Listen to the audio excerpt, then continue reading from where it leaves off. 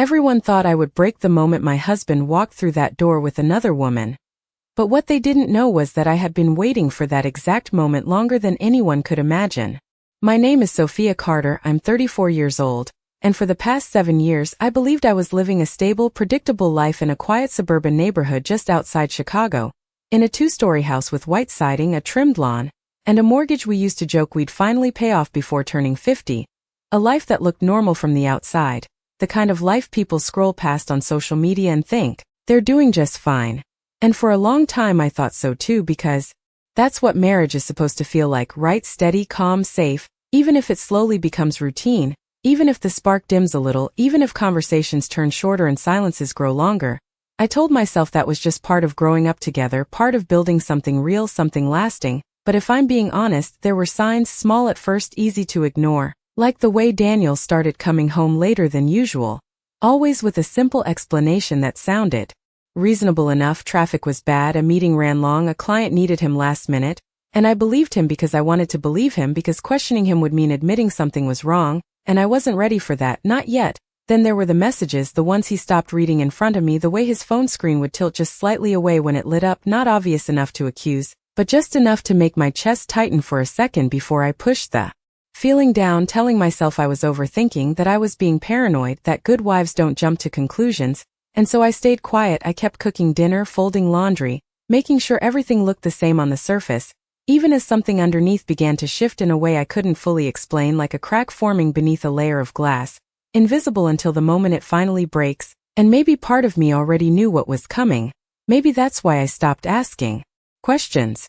Stopped trying to fix things, stopped reaching for him the way I used to, because deep down I was waiting not for him to change but for the truth to reveal itself, because the truth always does. Eventually, it always finds a way to step into the light whether you're ready for it or not.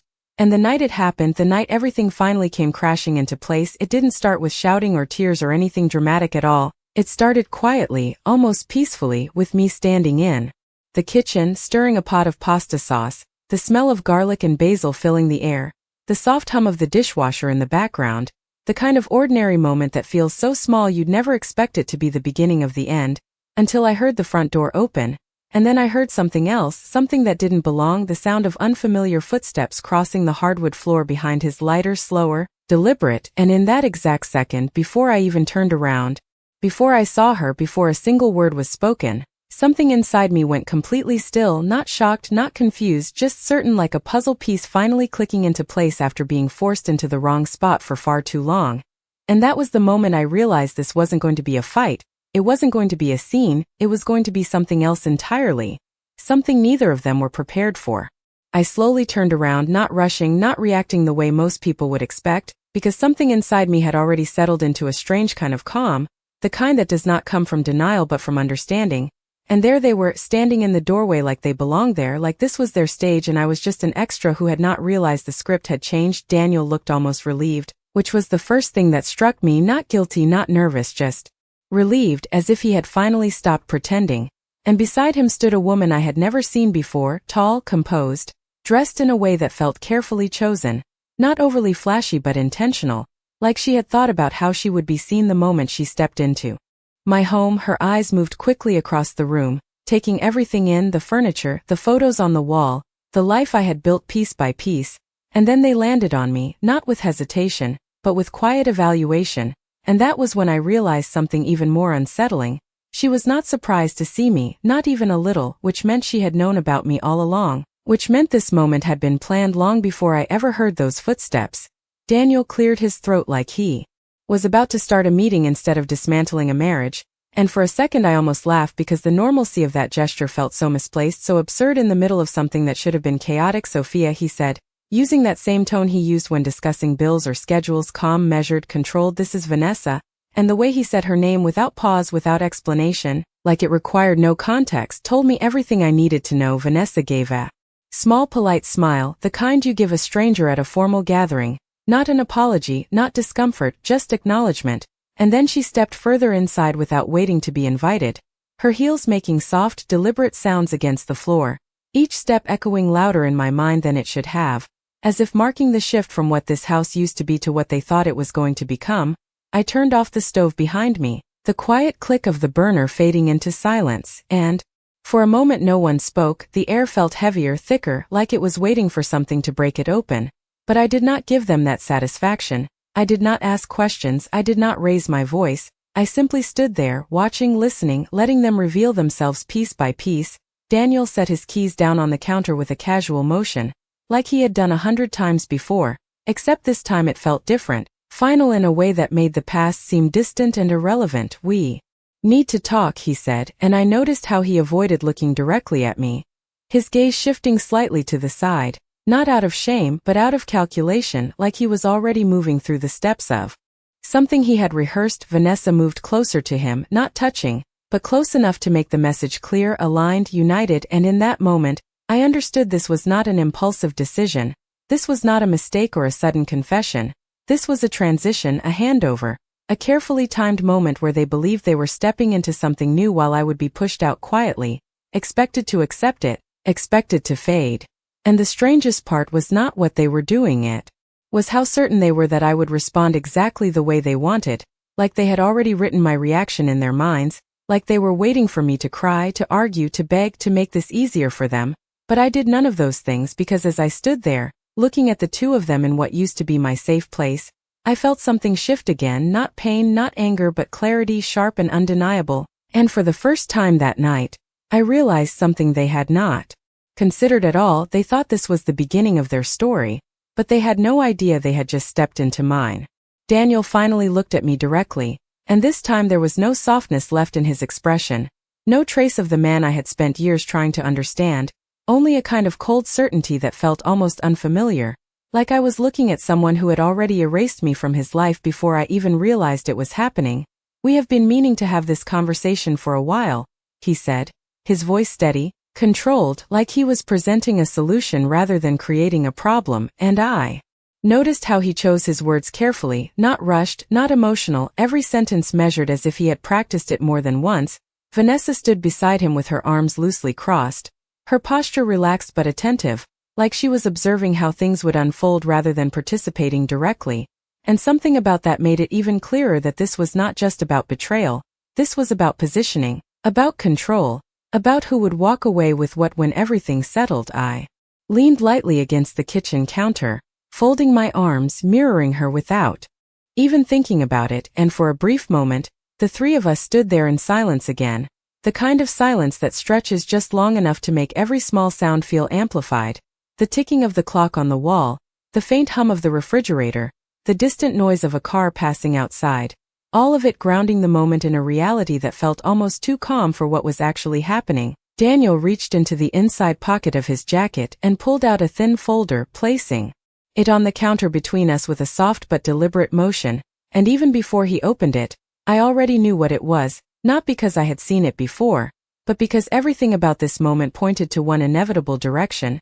He slid the papers toward me, turning them slightly so they faced me perfectly, as if presentation still mattered, as if courtesy still had a place in what he was doing. "These are already prepared," he said, and there was something almost detached in the way he spoke, like he was removing himself from the emotional weight of the situation entirely, making it transactional, simplified, easier to justify. I glanced down at the top page, the words clear, official, unmistakable, and for a second I let my eyes linger there, not because I needed to read them, but because I wanted him to believe that I was processing it the way he expected, slowly, reluctantly, like someone trying to catch up to a decision that had already been made for them. Vanessa shifted slightly, stepping closer to the counter, her gaze moving between me and the document, and I caught the smallest hint of anticipation in her expression, not impatience but confidence, the kind that comes from believing the outcome is already secured. Daniel exhaled quietly, then added, "It is better if we handle this cleanly, no complications, no delays," and the way he said it made it clear that in his mind, this was not a request, it was an instruction, an expectation, a conclusion he assumed I would accept without resistance. He tapped the paper lightly with his finger, a small gesture, but one that carried more meaning than his words. "Sign it, Sophia," he said, and for the first time there was a slight edge in his tone, not anger, not frustration, but pressure, controlled and intentional, like he was guiding me toward a response he had already predicted.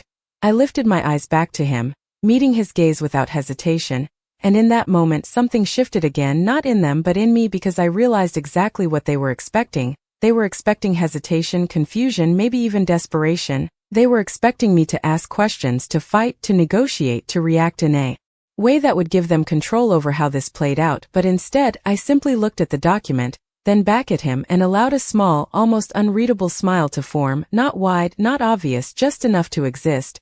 And that was when I saw it, the brief flicker of uncertainty in his eyes, the first crack in the confidence he had been holding onto since he walked through that door, because in that moment, he understood something was not going according to the version of this story he had written in his mind.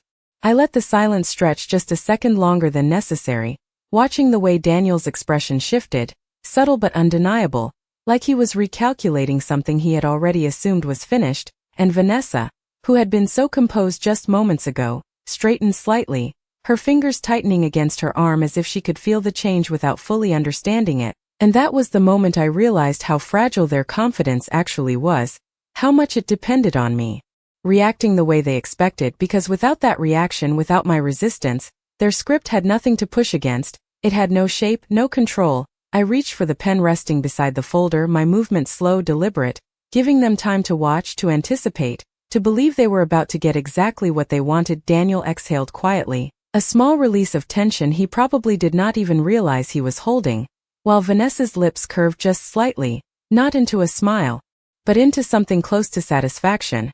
And I could almost see the future they had already imagined unfolding in their minds, simple, clean, uncomplicated, me stepping aside, them stepping forward, everything falling neatly into place. I lowered my gaze to the document again, tracing the lines without really reading them, because the details did not matter in that moment. What mattered was timing, what mattered was control, what mattered was letting them believe they had already won. My fingers tightened slightly around the pen, and for a brief second, I allowed myself to feel the weight of everything that had led to this point, the late nights, the unanswered questions, the quiet shifts that had gone unnoticed by anyone but me, the slow realization that something was being built behind my back, something intentional, something calculated, and yet instead of anger, what filled me now was clarity, sharp and steady, because I understood something they did not. I understood that this moment was not about losing anything, it was about revealing everything. I signed my name clean and precise, without hesitation, without pause, the pen moving smoothly across the paper, as if it had been waiting for this exact motion, and the second I finished, I placed the pen down gently beside the folder, sliding the document back toward Daniel with the same calmness he had used when presenting it. There, I said simply, my voice even, controlled, and for a heartbeat, neither of them reacted, because it was not what they expected, not completely, not in the way it happened, too easy, too smooth, too final. Daniel blinked once, then reached for the papers, flipping through them quickly as if he needed to confirm what had just happened was real, that I had actually signed without argument, without resistance, without trying to negotiate. Vanessa leaned slightly closer, her eyes scanning his reaction instead of the document itself, searching for confirmation, reassurance, something to anchor the outcome she thought she understood. And then I saw it, the shift, small but unmistakable. Daniel's expression did not settle into satisfaction the way it should have. It tightened just slightly, like something did not add up, like something was missing from the outcome he had imagined, because it was too easy, because I had not asked a single question, because I had not demanded anything in return, and that was not how these situations usually worked, not the way he had prepared for, not the way he had planned. You are not going to say anything, he asked finally, his voice lower now, more cautious than before, and I met his gaze again, holding it steady, letting the silence answer him for just a moment before I spoke. No, I said softly, because there is nothing to argue about, and the way I said it, calm, certain, without emotion, made something flicker again in his eyes, something closer to doubt now, because in that moment, he realized he did not understand what was happening anymore, and Vanessa, who had been so sure of her place just minutes ago, shifted her weight slightly, her posture no longer as relaxed, her confidence no longer as solid, because they both felt it now, even if they could not name it yet, that something in this room had changed, and it was not in their favor. Daniel held the papers a little tighter than before, not enough to be obvious, but enough for me to notice, because when someone believes they are in control, their movements are effortless, but when that control starts slipping, even slightly, the body reacts first, small tension, small hesitation, and I saw all of it in that moment. He cleared his throat again, this time not as confident as before, and glanced briefly at Vanessa, as if silently asking for confirmation that everything was still going according to plan. She gave a faint nod, but it was not as certain as it had been earlier. There was a question behind it now, a quiet uncertainty that had not existed when she first walked in. I pushed myself off the counter slowly, straightening my posture, and walked past them without rushing, without asking for permission, moving through the living room like I still belonged there, which I did, and the sound of my footsteps felt different now, steady, grounded, intentional, not the hesitant steps of someone being forced out, but the calm movement of someone who understood exactly where they stood.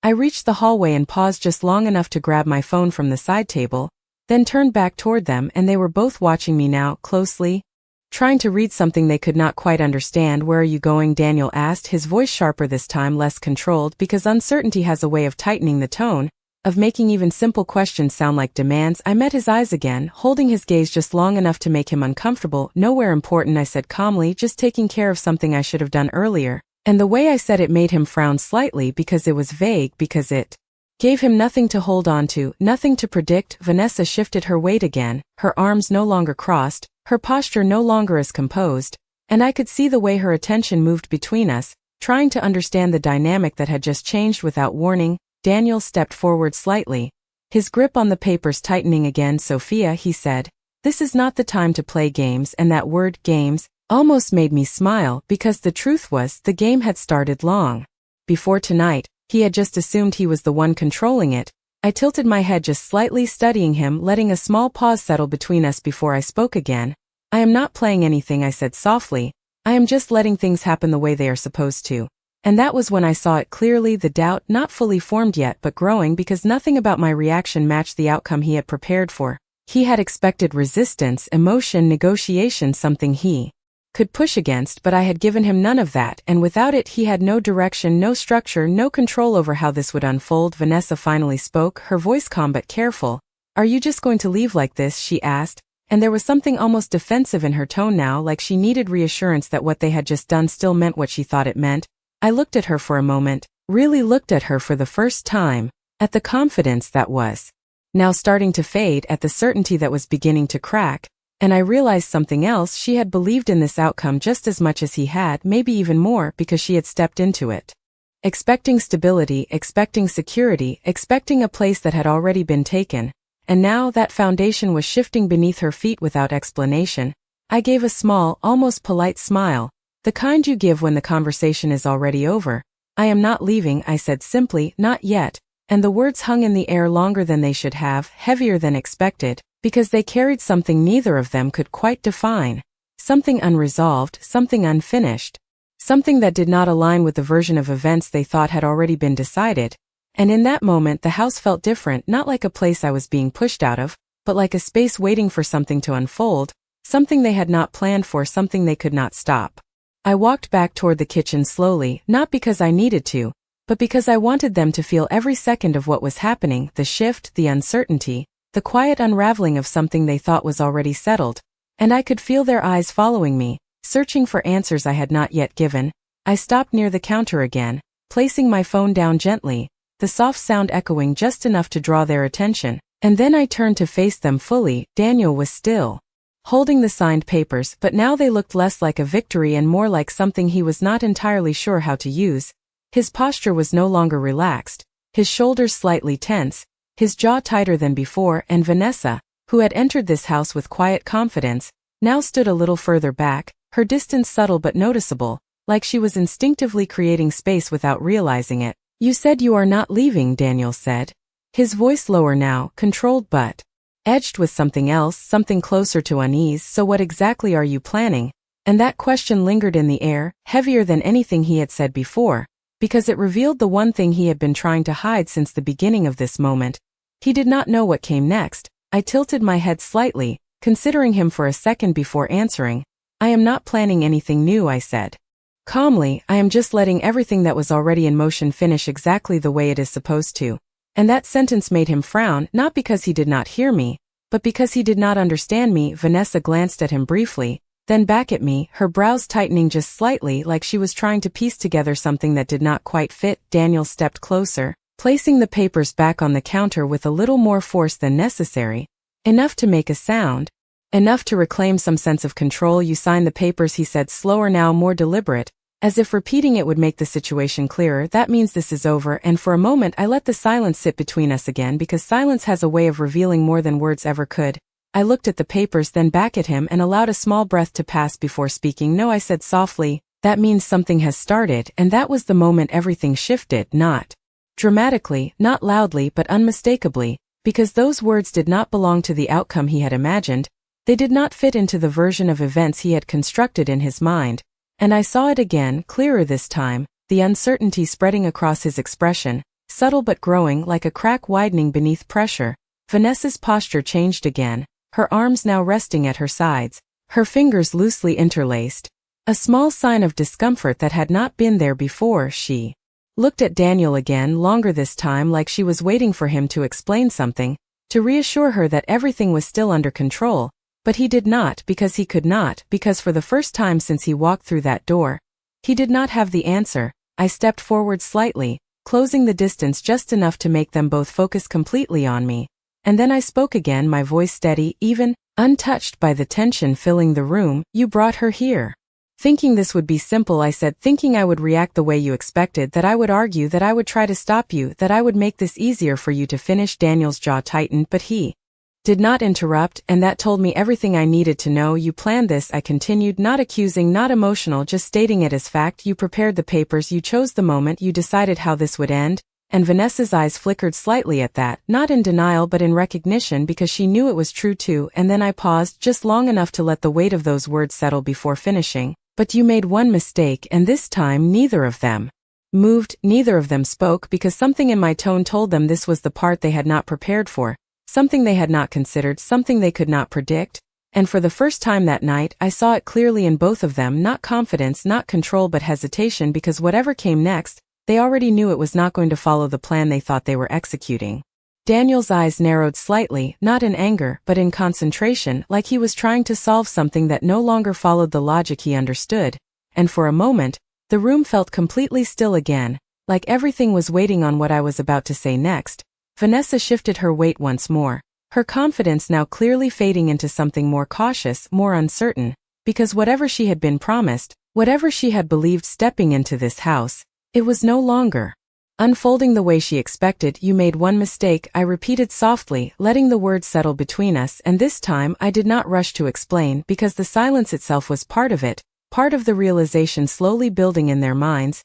Daniel let out a short breath, his patience thinning. Then just say it, Sophia, he said, his voice firmer now, trying to reclaim control, trying to push the moment forward. But I did not react to his tone.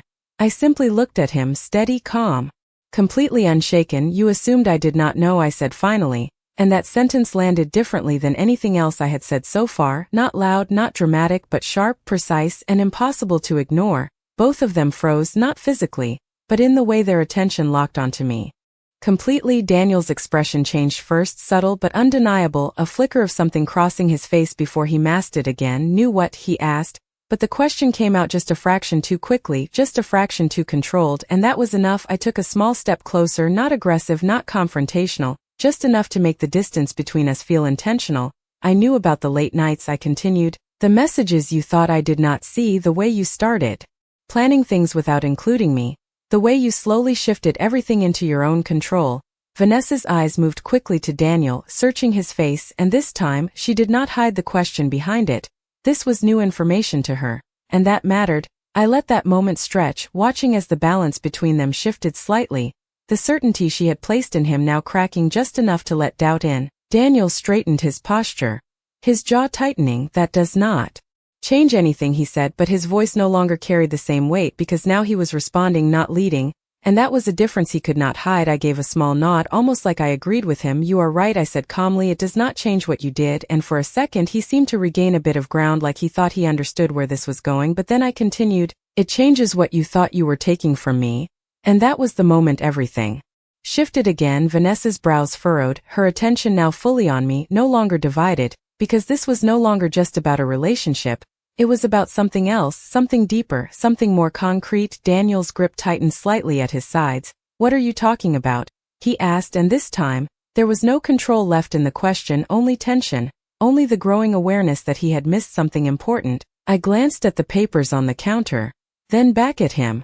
You spent months planning this, I said, making sure everything would work in your favor, making sure you would walk away clean, that you would have everything you wanted without resistance. Vanessa's breathing slowed almost like she was bracing for something, and I could see it clearly now, the shift in her perception. She was no longer standing beside him with certainty, she was standing beside him with questions, and that was a difference he could feel too. I folded my arms loosely, not defensive, just composed. But you never asked yourself one simple question, I added, my voice steady. Even what if I was already prepared? And this time, neither of them spoke, neither of them moved, because in that exact moment they both understood something at the same time. Whatever they thought this was going to be, whatever they thought they were walking into, they had just stepped into something far more complicated than they had ever planned for. And for the first time since this began, the control they believed they had was no longer in their hands. I let that question linger in the air, not because I needed time to answer, but because they needed time to feel it, to sit with the realization that something fundamental had shifted. Daniel's eyes moved quickly between me and the papers on the counter, like he was trying to reconnect the pieces in a way that still gave him control, but the structure he had built was already starting to collapse. And Vanessa, for the first time since she walked in, took a small step back, subtle, almost unnoticeable, but enough to show that her confidence was no longer rooted in certainty. I reached for my phone again, unlocking it with a calm, practiced motion, and the soft glow of the screen lit up my face just enough to draw their attention completely. You planned everything carefully, I said, my voice even, not accusing, just stating. You made sure the documents were ready, you made sure the timing was right, you made sure you would walk away without complications. Daniel swallowed slightly, a small movement, but one that did not go unnoticed, because now every detail mattered, every reaction revealed something he was trying to hide. I tapped the screen once, then turned it slightly toward them, not fully handing it over, just enough for them to see, and Daniel leaned forward instinctively, his eyes scanning the email displayed there, his expression tightening almost immediately. Vanessa followed his gaze, her brows pulling together as she tried to understand what she was looking at. The subject line alone was enough to shift everything: legal confirmation and asset review. And I could see the moment it registered, not completely, but enough to create doubt, enough to disrupt whatever certainty they still held onto. I have been working with my attorney for months, I continued calmly, watching the way Daniel's posture changed, the way his shoulders stiffened just slightly, because this was not part of his plan. This was not something he had prepared for. Vanessa's eyes moved quickly from the screen back to me, then to Daniel again, searching for explanation, for reassurance, but this time he did not have it ready, because this time he was the one catching up. You thought you were the only one preparing for this moment, I added, lowering the phone slowly, letting the words settle. But you were not. Daniel shook his head slightly, a reflex more than a response, as if rejecting the idea before fully understanding it. What does that even mean, he asked, but his voice lacked the firmness it had before. It carried something else now, something closer to unease. I placed the phone back on the counter, folding my arms loosely again, grounding myself in the calm that had been building inside me long before tonight. It means, I said, holding his gaze, that everything you thought you were securing, everything you believed you were taking control of, was never fully yours to begin with. Vanessa's lips parted slightly, not in shock, but in realization, the kind that comes slowly but settles deeply. She looked at Daniel again, longer this time, her expression no longer aligned with his, because now she was seeing something she had not seen before, not just me, but him, and the uncertainty in his reaction, the hesitation, the lack of answers. Daniel ran a hand through his hair. A small gesture, but one that broke the composed image he had been holding on to since the beginning. You are overcomplicating this, he said, but the words sounded forced, like he was trying to convince himself as much as me. I gave a slight shake of my head, not dismissive, just certain. No, I said quietly, you just underestimated it. And that was when the shift became undeniable, not just in the room, but between them. Vanessa's posture changed again, her body no longer angled toward him with the same certainty. Her attention divided now, her trust no longer automatic, because whatever she had been promised, whatever future she had imagined stepping into this house, it was no longer clear, it was no longer stable. And Daniel, who had walked in believing he controlled every part of this situation, now stood in the middle of it, without direction, without clarity, without the advantage he thought he had. And for the first time, the silence that followed was not empty, it was heavy, filled with realization, filled with the understanding that nothing about this moment was unfolding the way they had planned, and there was nothing they could do to stop what was coming next. For a long moment no one spoke, and the silence felt heavier than anything that had been said, because now it carried understanding, the kind that settles slowly but changes everything once it does. Daniel looked at the phone again, then at me, then back at the papers on the counter, as if trying to find something that still made sense, something that still gave him control, but there was nothing left for him to hold on to. Vanessa stepped back another inch, almost instinctively, creating distance not just from me but from him, her eyes no longer filled with certainty, but with calculation, with doubt, with the quiet realization that the situation she had walked into was not what she had been told, not what she had believed. "You should have told me," she said suddenly, her voice low but firm, not directed at me, but at Daniel, and that shift, that simple change in direction, said more than anything else could have. Because now she was not standing with him, she was questioning him. Daniel turned to her quickly, his expression tightening. "This is not what you think," he said, but his words lacked conviction, because he no longer knew what she was thinking, and more importantly, he no longer knew how to control it. I watched them quietly, not interrupting, not adding anything, because this was the part that did not require me anymore.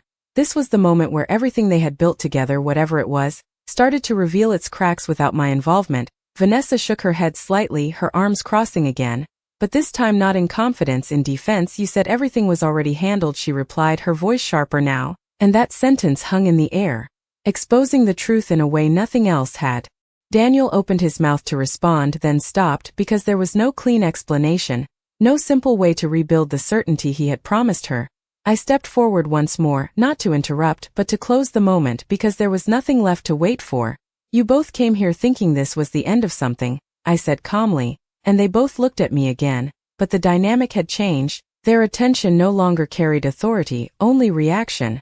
"But this was never an ending," I continued. "It was a transition, and the difference is I knew that before either of you walked through that door." I picked up the folder from the counter, closing it neatly, the papers inside no longer carrying the weight they thought they did, and placed it back down exactly where Daniel had said it earlier. "The symmetry of the motion, intentional, deliberate. You can keep those," I added, my tone neutral, "because they are not going to give you what you think they will." Daniel's expression shifted again, frustration now mixing with confusion. "What does that mean?" he asked, but there was no demand left in his voice, only the need for clarity he could no longer control. I held his gaze for a second longer, then let it go, because the answer was already unfolding around him. "It means you planned for a version of this where I was unprepared," I said, "and that version does not exist anymore." Vanessa exhaled slowly, her posture relaxing in a completely different way now, not from comfort but from acceptance, the kind that comes when expectations collapse and reality replaces them.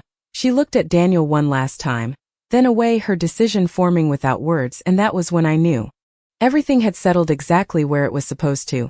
I picked up my keys from the counter, the small metallic sound cutting through the quiet, and walked toward the door without hesitation, without looking back immediately, because I did not need to. I already knew what was behind me. When I reached the doorway, I paused just briefly, turning my head slightly, not fully, just enough to speak one last time. "You thought I would tolerate it," I said softly, my voice steady, clear. "I just needed you to show me everything." And with that, I stepped outside, closing the door behind me with a quiet finality, not dramatic, not loud,